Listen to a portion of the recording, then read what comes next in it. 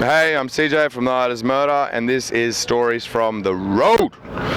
I don't really know what I'm allowed to say, what I can say, but what I can say is Stories on the Road relating to this tour. A crazy one, not the craziest, but crazy one was Denver, Colorado. We've just played like 2 weeks ago, and I had just people throwing weed at me in like all forms, dabs, oils, shut up, heads, everything. Hash, it was crazy. And some dude just gave me like 4 ounces straight up of buds, and I had like so much weed, and I'm like, dude, we can't travel with this, what the fuck? Handed it out to pretty much everyone on tour, it was just crazy. It was like an Up in Smoke show. The whole tour package, fans of smoke surrounded the venue, and it was just a blazing corner of smoke. That was pretty wild. I literally floated around for about 2 days on a cloud of smoke and didn't even have to smoke anymore because there's that much there. That was pretty crazy. And yeah, I can't get in trouble for that because that's in Denver, so, you know, it's legal there, so that was fun.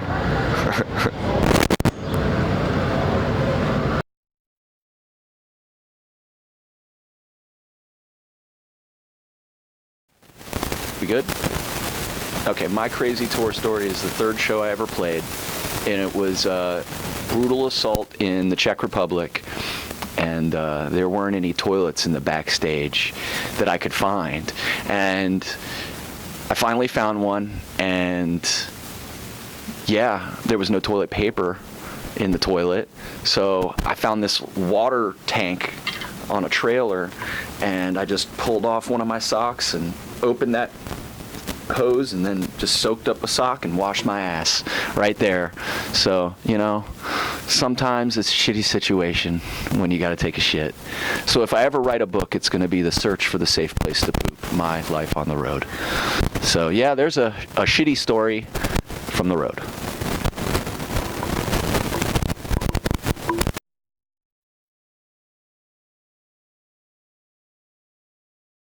Okay, the van broke down. We already pulled over. Yeah. We got double pulled over. Virginia, right? Yeah, it was in Virginia. Okay. It was in Virginia, and I'm driving. I was driving, and all of a sudden. I don't think it started yet. I think we're supposed to do the hey, this is Julius Seizure. Oh, we gotta do yeah, that? I was discussing All right, it. go for it. Got it? So this is what, Stories from the Road, right? Yeah. What's up? This is Julius Seizure with Stories from the Road. We're going to tell you about the time. Tour. We had this bus, we had a senior citizen bus, and I'm driving down this road in Virginia, and all of a sudden the heat gauge is like pinned on hot, and I'm like, uh-oh. Pull over, all of a sudden smoke, the whole like radiator drains all over the road. It cost us hundreds of dollars to get it towed down the road. Like we're playing frisbee while we're waiting.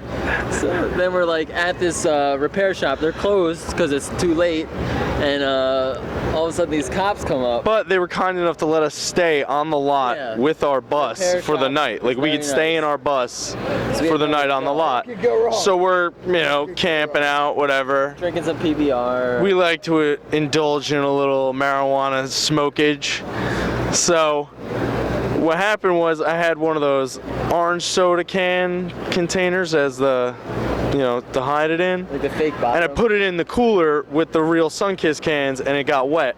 So we put most of it on the dashboard to dry because it was direct sunlight through the glass. And that's just so happens to be sitting right next to the inspection sticker and everything else. But we don't expect them to be coming up.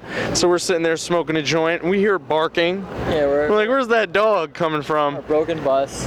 And we look, and there's a canine cop and another cop coming up the hill. A very, very angry German Shepherd. Yes, furious. This dog was going nuts. He knew it. Yeah, he knew.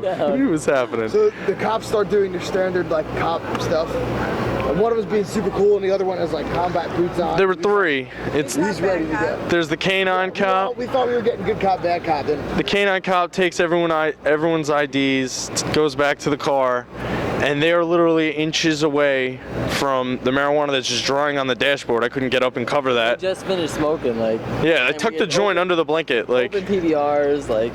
They're like, you can't be drinking out in public like this. And if they literally just walked up to the side of the bus, just did a lap around it, we'd have been busted, screwed.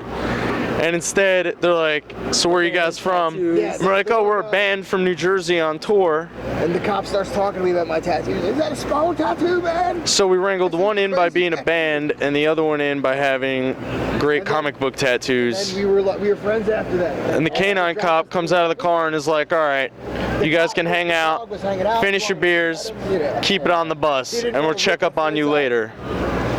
And later, the next day, we were getting our bus fixed finally, and then we were paying for it, and the cop came back, and we recognized off duty. Yeah, off duty, and we recognized him, and he comes up, he's like, just getting his car fixed. PBRs.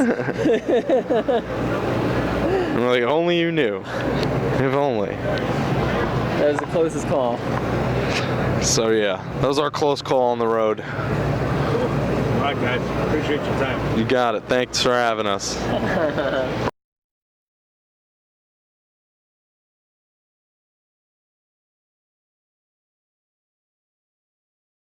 Ready? 3, yeah. 2. This is Ben from Goatwhore, and you're watching So Fucking Cool. And this is Stories from the Road. Okay, so there was this one time we were on tour. We were doing little shows off and on around, and we played a show, I'm pretty sure it was in Knoxville, Tennessee, with Superjoint Ritual. And after the show, we left and we drove up into, I'm pretty sure it was Kentucky. Yes, it was Kentucky. And then, yes, it was. It was Kentucky, and we pulled off at a rest area, because sometimes we just sleep in the van. We sleep in the van at rest areas, truck stops, you know, stuff like that, like park in between 18-wheelers, da-da-da-da-da-da. All right, so we pull off, we park in between these 18-wheelers at a little rest area, and we're sitting there, and we're about to go to sleep, and we're all in the van, and all of a sudden we feel the van shake. And a couple of guys in the van had been smoking some lucrative cigarettes. And so somebody sat in there like, what the hell was that? And we jump out the van, and another vehicle had ran into the front of us. Okay, and the guy was outside of the vehicle, and the bumpers kind of connected when he hit us. And he was there, and he was trying to like unwedge the bumpers. And we're like, hey man, what are you doing? And he like looks up, and you could tell he was fucking blasted at that point. He was fucking trashed. And he looks up and he goes, shh. And so we're like, dude, you just ran into our shit. You just ran into it. And he was trying to, you know, and then one of the guys he had a crowbar, and he grabbed a crowbar in his hand. He's like, dude, you fucking just ran into our shit. And then the dude just runs around, he jumps into a car, and he throws it in reverse, and he's trying to pull off, and it wouldn't, and it finally breaks free, and he backs out, and he takes off. And the thing about it is he came into the rest area going the wrong direction down the interstate. So he's driving down the interstate the wrong way, totally fucking blasted, and he goes in the rest area, and he runs in front of us, but then he gets out, and he takes off, and some of the guys go running after him, and he runs into the side of an 18-wheeler that's parked a few more little spots down. And then another guy goes running to a payphone to call the police. So he calls the police, they call 911, they get the police out there. He finally breaks free from the 18-wheeler, and he takes off going down the wrong way on the interstate. Then the police show up. The police show up, they pull up, we're talking to them, we're telling them the whole story, we're letting everything out to them, explaining everything, and then the cop goes, and how much have y'all had to drink? And we're like, for real, dude? We're just sitting here, sleeping in the van, and this dude just ran in front of us, and now he's running down the interstate the wrong way, and he's questioning us if we were drinking. And I didn't have anything. I was sober, and I was like, I drove us here, and we parked, and we sleep in the van. And he's like, and he's still asking us about drinking and other stuff like that. And it was just ridiculous, and it's just crazy. This dude just rolled into this rest area going the wrong way, hit us, and then hit this 18-wheeler, and then he took off down the interstate the opposite fucking way. And then we get questioned for it. Amazing, amazing. Yeah, so that's my story from the road.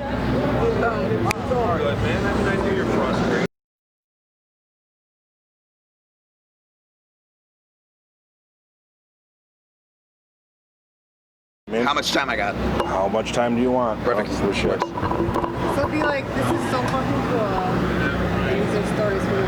All right. We rolling? Yeah, everybody rocking. This is Alex from Fallujah. This is so fucking cool, and this is a story from the road. So, in 2010, I'm gonna say, we went out on the road with a band called Discreet, who are a death metal band from Topeka, Kansas. So, this tour that we'd been on was actually doing pretty well for a DIY tour. But we went through a Louisiana day, and Louisiana at this time, shows were kind of dying down, bands weren't going through as much. We played in some northern kind of bayou town that we'd been to once before on a previous tour. We show up there, the show wasn't even happening. There was only like the promoter and her mom there, like no one even knew the show was happening. So we didn't even unpack our gear. We just got there, saw what was happening, and left. So we drive south to a city called Lake Charles, Louisiana. This guy knows. So we're hanging out there and we're like, all right, we got a night off, so we're gonna go party somewhere. So we go, and there's this little cafe, some acoustic guy playing, and only like his girlfriend and her girlfriend are there watching. So about 20 death metal guys walk in, we start like heckling the guy, cheering him on, you know, having a good time, hanging out with the people. So we start drinking there, and then we go across the street to this bar. Some like shitty little sports bar kind of place. I was 19 at the time, our whole band was like 19 or 20, none of us were old enough to drink. But we all went up with our actual IDs. We didn't even have fake IDs at the time. But we show up with our IDs, show it to the guy, and he lets us in. He just looks at it, looks at the ID. He looks at the ID and just lets all of us in. So us, Discreet, we're at this little shitty sports bar. So they have this huge dancing room, this huge dance floor, playing nothing but like, I mean, top 40 hits from like 4 years back. So we're like trying to like go up to the DJ and be like, hey, like play something more danceable. We're all drunk at this point. Like all of us are drinking. Like, you know, it was a bit of an exciting thing for us at like 19 years old because you don't often get to go into bars when you're underage and go party. So we're all being over aggressive. We know we're like a bunch of death metal dudes in some little shitty town. Like, so we got a little bit of confidence on us. We're going up to like every single girl in the place trying to get them to dance with us. Nobody wants to fucking dance with us. No matter what we put on, absolutely nobody will dance with any of us. It was like me, Rob, and like Discreet's merch guy. And everyone's being super lame, all the guys, there's a bunch of bros in the whole place, and they're all getting really pissed because, you know, when you see a bunch of guys dressed in all fucking black walk in and they're all over your females, yeah, I imagine they're gonna get jealous. So shit starts to go down. Everyone's, you know, talking shit at one point, you know. I remember the singer of Discreet was getting into it with a bunch of guys. The security starts heckling us. So at one point we all leave. So we're all drunk at this point walking out of the bar. We still got a whole night ahead of us and we're wondering where we're gonna be going. So we're hanging outside for maybe 20 minutes. Rob and I think Discreet's merch guy had left at one point. I don't know where they went. 5 minutes go by. We see them run around the corner and they're like, dude, there's a fucking tranny bar, let's go. So all of us go, and it's like an underground speakeasy, like an illegal club. And it's $1 to get in, and they give you a free shot of Jack with everyone who gets in. So we walk into this speakeasy, and it's like a, you know, it's like a gay, like transsexual club, which I imagine in Lake Charles, Louisiana, is exactly a mainstream nightlife event. So we walk in, and there's a guy / girl singing "My Heart Will Go On" to a whole crowd of people all sitting around on the corners of the dance floor. We walk in, and of course they notice a bunch of guys dressed in black who do not look like they're from around here. Like, oh my God, where are you from? So they go up to Dustin from Discreet and they're like, oh, we're from Topeka, Kansas. And they're like, oh, okay. They're like, where are you from? It's like, oh, we're from San Francisco. And the whole room is just like, ah! Like, I guess by default they love us because we're from San Francisco. So something goes down and they like try and like, I think one of the trannies grabbed Rob's keys, like our van keys. Grabs it from him, like, no, like, those are my fucking keys. Like, I understand you're joking around, but like, give me back my fucking keys. She's like, no, like, I got your keys. And we're like, no, give me back my fucking keys. So Rob runs up to her, grabs her wig, and pulls it off. By the way, there's video evidence of all of this on YouTube. So, grabs her wig off, she freaks out, she's like, oh no, he didn't, like freaking out, and we're all just like, oh dude, we just pissed off Like, every fucking person in this place. And I don't really remember the specific details because we were all drinking. But in one way or another, me and our guitar player Rob end up on the dance floor, and they put on that Britney Spears song, you know, like, would you hold it against me, whatever it was. And we do this like pseudo strip tease kind of thing. We're like ripping off our jackets and like throwing them around, and there's like 2 straight girls sitting down, and I'm like, okay, I'm dancing a straight guy in this fucking gay club in Lake Charles, Louisiana. Like, I need to like start picking up other people to come and try and dance with us, because this is gonna end up on fucking YouTube, which it did anyway. I'm like, I need to straighten up this party a little bit. So I grab the girl, she didn't even want to dance, grab her by the hand and try and start dancing with her. She freezes up, has no idea what to do, and she's like, and I'm like, fuck this. But then everybody else starts getting up, and everyone else is sort of dancing now on this like giant thing. And at the end of the day, I remember 2 different guys from Discreet ended up like dancing with 2 of these dudes, and it's fucking crazy, dude. But they look like fucking bombing ass chicks, dude. Like, you walk by and you're just like, fuck, like I can't tell the straight dudes from like the dressed up, no, the straight girls from the dressed up dudes. So by the end of the night, everyone was fucking wasted. I do not remember, actually, I don't remember anything after dancing on that floor in front of all these people, everyone like cheering. Like, Rob made like $5 from just like trannies putting dollar bills in his pants and shit like that when he was dancing. After that, it all faded to black. Woke up the next morning with a fucking hangover, and that is the story from the road.